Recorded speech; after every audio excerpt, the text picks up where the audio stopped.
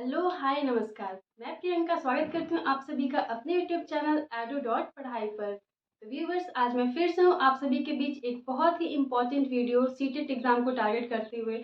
और आप लोगों को कल से आपको इन्फॉर्मेशन मिल ही चुका होगा कि सीटेट का एग्जामिनेशन होने वाला है अब 20 अगस्त को। और ये इस बार का एग्जामिनेशन होने वाला है ऑफलाइन मोड में। तो ये एक बहुत ही अच्छी बात है, बहुत गुड न्यूज़ है सभी सीटेट एस्पिरेंट्स के लिए, क्योंकि ऑफलाइन एग्जामिनेशन हमें कहीं ना कहीं इजी पड़ता है ऑनलाइन एग्जामिनेशन से। तो चलिए स्टार्ट करते हैं आज का सेशन। और आज के सेशन में मैं आपको लेकर आई हूँ अल्बर्ट बंड्यूरा की थ्योरी, जिसे हम सामाजिक अधिगम का सिद्धांत बोलते हैं और इंग्लिश में हम इसे सोशियो लर्निंग थ्योरी बोलते हैं। तो चलिए स्टार्ट करते हैं आज का सेशन। मैंने यहाँ पर लिखा हुआ है अल्बर्ट बंड्यूरा का सामाजिक अधिगम का सिद्धांत। यानी कि ये जो अल्बर्ट बंड्यूरा थे, इन्होंने सिद्धांत दिया था। इनके सिद्धांत का नाम था सामाजिक अधिगम का सिद्धांत। और ये जो हमारे बंड्यूरा थे, ये कहाँ के निवासी थे? तो ये निवासी थे कनाडा के। अब इस सिद्धांत में दूसरों के व्यवहार को देखकर सीखा जाता है। बंड्यूरा साहब ने जो सिद्धांत दिया था उसमें उन्होंने बताया था कि बच्चे जो कुछ भी सीखते हैं वो किसी न किसी अपने समाज में, अपने आस पड़ोस से देख कर ही सीखते हैं। जैसे हमने बात की थी कि बच्चे समाज में समाज से इंटरेक्शन करके सीखते हैं, वैगोत्स्की साहब ने बोला था। वैसे बंड्यूरा साहब ने बोला कि जो बच्चे होते हैं वो अपने आसपास की चीज़ों को देख कर सीखते हैं, ऑब्जर्व करके सीखते हैं, अवलोकन करके सीखते हैं। लेकिन बात यह है कि वैगोत्स्की में MKO थे, जो मोर नॉलेजेबल अदर थे, यानी कि कोई उसके एल्डर्स या फिर जो भी ज़्यादा जानकार होते थे वो बच्चों को हेल्प करते थे। लेकिन बंड्यूरा साहब के सिद्धांत में यहाँ पर कोई MKO नहीं होगा, यानी कोई भी ऐसा नहीं होगा जो बच्चों को सिखाएगा। बच्चे खुद सीखेंगे, खुद सोसाइटी को ऑब्जर्व करेंगे, खुद समाज में ऑब्जर्व करते हैं और उसके थ्रू बच्चे यहाँ पर सीखते हैं। तो ये बात की थी हमारे बंड्यूरा साहब ने। जैसा आपने देखा होगा कि हमारे घर में जो भी बच्चे होते हैं वो अपने बड़ों को देखते हैं कि बड़े कैसे काम कर रहे हैं और उस काम को बच्चे भी करना स्टार्ट कर देते हैं। जैसे लाइट कैसे ऑन करनी है, लाइट कैसे ऑफ करनी है, स्विच हम ऑन करते हैं, ऑफ करते हैं, ये बच्चों को सिखाना नहीं पड़ता है। ये बच्चे कैसे सीख जाते हैं? जब बच्चे बड़ों को देखते हैं कि उन्होंने स्विच ऑन ऑन किया और लाइट ऑन हो गई है, तो बच्चे यही चीज़ देखकर वो भी समझ जाते हैं कि यहाँ से हम स्विच ऑन करेंगे तो लाइट ऑन हो जाएगी। तो ये बच्चे अपने ऑब्जर्वेशन के बेसिस पर सीखते हैं, यानी कि वो जैसा देखते हैं वैसे वो भी करते हैं और उससे उन्हें कुछ सीख मिलती है, वो सीख जाते हैं। जैसे आपने देखा होगा घर में जब मम्मी को रोटी बनाते देखते हैं बच्चे, तो क्या करते हैं बच्चे भी वैसे जाकर कॉपी करते हैं मम्मी के एक्शन को। क्या करते हैं? वो भी करते हैं कि उनसे भी रोटी बन जाएगी।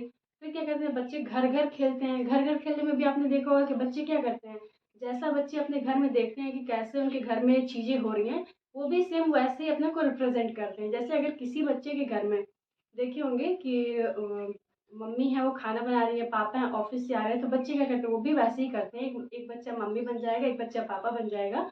और देखिए कि मम्मी किचन में काम कर रही है, पापा ऑफिस से आकर बैठे हो, मम्मी उनके लिए चाय पानी लेकर जा रही हैं। वहीं पर हो सकता है कि दूसरे बच्चे की फैमिली में ऐसा ना हो, वहाँ पर दोनों वर्किंग हो और वहाँ पर दोनों हस्बैंड वाइफ दोनों मिलकर, यानी कि मम्मी और पापा दोनों मिलकर काम करते हो। तो वो बच्चा क्या करता है? वो बच्चा वैसे रिप्रेजेंट करता है अपने जो घर घर खेलता है, वहाँ पर वो दिखाएगा कि नहीं मम्मी पापा दोनों हैं, दोनों मिलकर खाना बना रहे हैं, दोनों साथ में खा पी रहे हैं।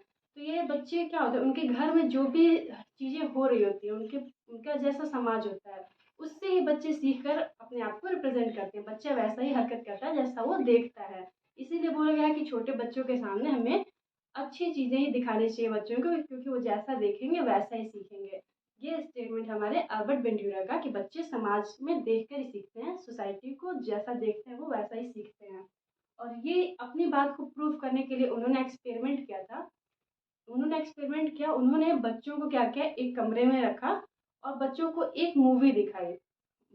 उन्होंने दिखाया कि एक बोबो डॉल, आप लोग जानते होंगे बोबो डॉल या फिर बार्बो डॉल जो भी कहते हैं उसे। बार्बो डॉल एक ऐसी डॉल होती है जिसको पंच करते हैं हम तो वो गिरती है, बट फिर अपने आप वो उठ जाती है। फिर बच्चा उसे पंच करेगा और फिर गिरती है, फिर अपने आप उठ जाती है। तो वो बोबो डॉल होता है। बच्चे जो बंड्यूरा साहब थे उन्होंने बच्चों को एक मूवी दिखाई। अब मूवी दिखाई तो उसमें उन्होंने दिखाया कि मूवी में दिखाया जा रहा था कि बोबो डॉल है, बच्चे उसे मार रहे हैं। बोबो डॉल में ये दिखाया, उस मूवी में ऐसा दिखाया गया। अब बेंड्यूरा साहब ने क्या किया कि बच्चों को एक कमरे में बंद किया और वो बोबो डॉल उनके सामने रख दी। अब बच्चों ने जैसा मूवी में देखा था कि बोबो डॉल है उसे पंच किया जा रहा है, तो बच्चों ने भी वही सेम चीज़ करनी स्टार्ट कर दी। उन्होंने भी बोबो डॉल को पंच करना स्टार्ट कर दिया। कई मुक्के कई गुस्से बोबो डॉल को उन्होंने मारा। वो डॉल बार बार गिर रही थी, फिर उठ रही थी, बच्चे फिर उसे पंच कर रहे थे, बहुत मारा उन्होंने।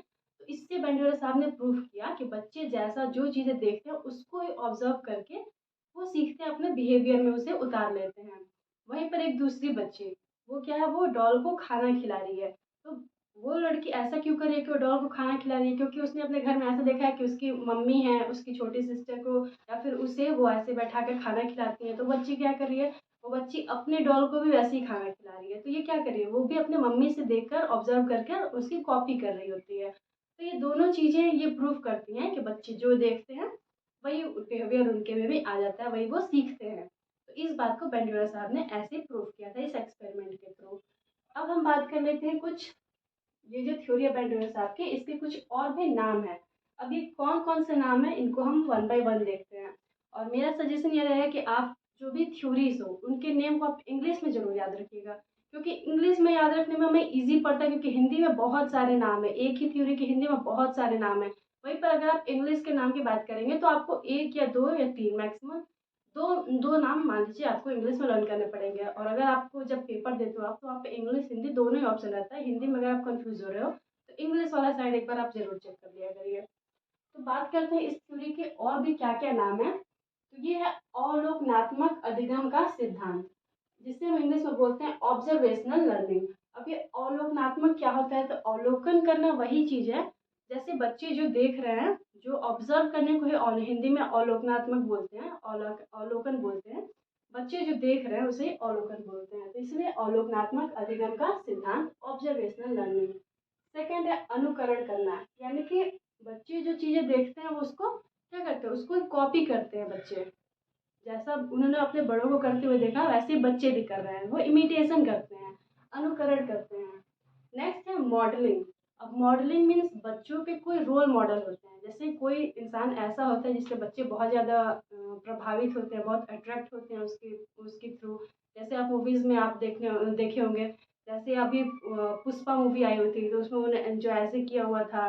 तो ये वाले एक्शन कई बच्चों ने एकदम सीख लिया था, बच्चे भी वही हरकत करने लगे थे। क्यों? क्योंकि उन्होंने उससे रोल मॉडल मान लिया था। जो पुष्पा था उसको उसने रोल मॉडल मानकर वो भी ऐसे अपने गर्दन करके हाथ टेढ़ा करके वो भी एक्टिंग कर रहा था। तो वो क्या हो गया, वो बच्चे के वहाँ पर रोल मॉडल हो गए थे। तो बच्चे क्या करते हैं, एक मॉडल के थ्रू अपने आप को वैसे वैसे ही बनने की वो भी कोशिश करते हैं। पर हर बच्चों का एक मॉडल होता है। जैसे गजनी मूवी आई थी तो उनका जो हेयर स्टाइल था, हेयर कट उनका जो एक यूनिक था, कई लोगों ने वो गजनी मूवी देखने के बाद से अपनी हेयर स्टाइल भी वैसी बनवा ली थी, गजनी वाले स्टाइल की। तो ये सारी चीज़ें क्यों होती हैं, क्योंकि वो उन्हें रोल मान लेते हैं, अपना रोल मॉडल मान लेते हैं अपना। तो ये थी ये बात।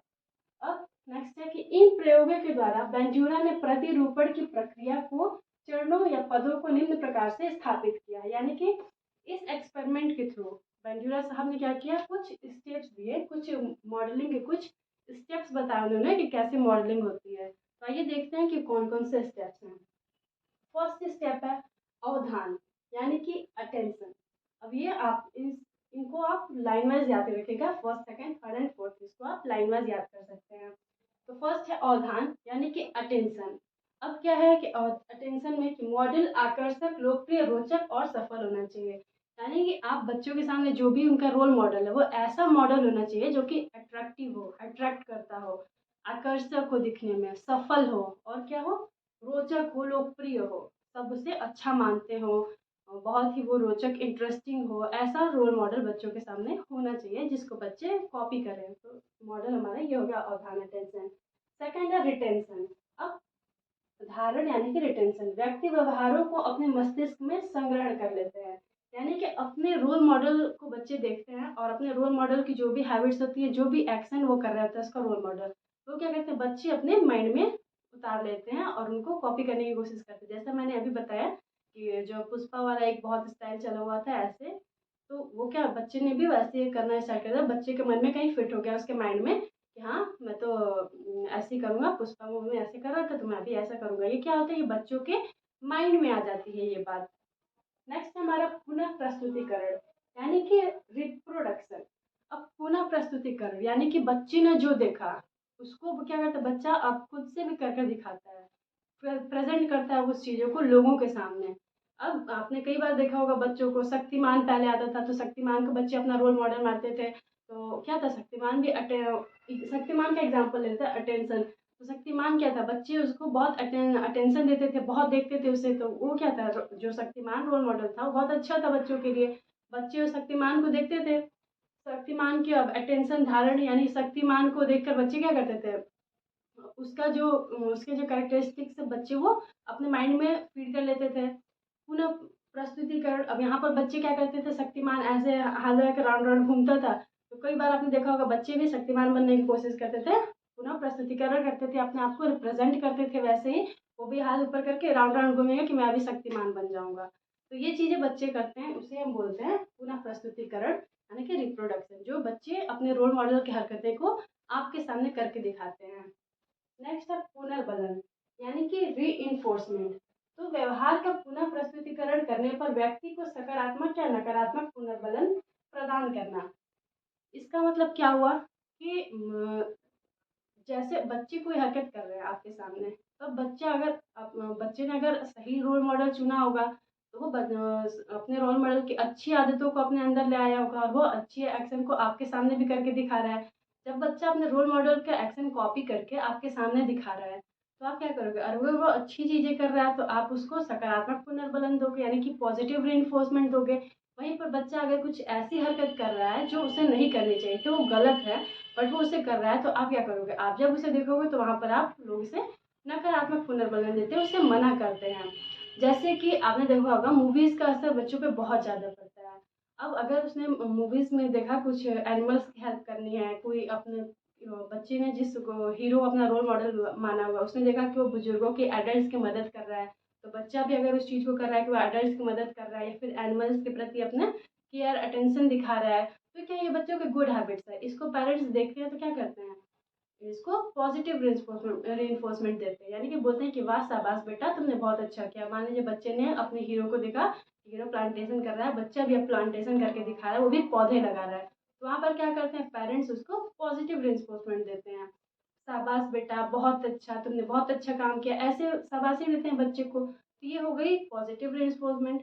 लेकिन अगर बच्चे ने क्या देखा, बच्चे ने अपनी मूवी में देखा अपने रोल मॉडल को, उसने क्या किया, सिगरेट पीते हुए या फिर कुछ ऐसी हैबिट जो उसे नहीं करनी चाहिए, कुछ ऐसे एक्शन उसने देखे और उसने अपने माइंड में उसको रिटेन कर लिया।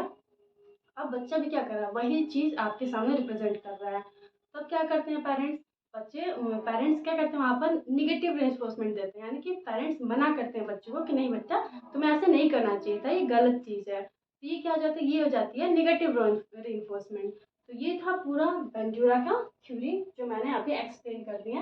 आई होप आपको समझ में आ गया होगा। तो ये जो 4 पॉइंट थे ये बहुत इंपॉर्टेंट है, अवधान, धारण, पुनः प्रस्तुतिकरण और पुनर्बलन।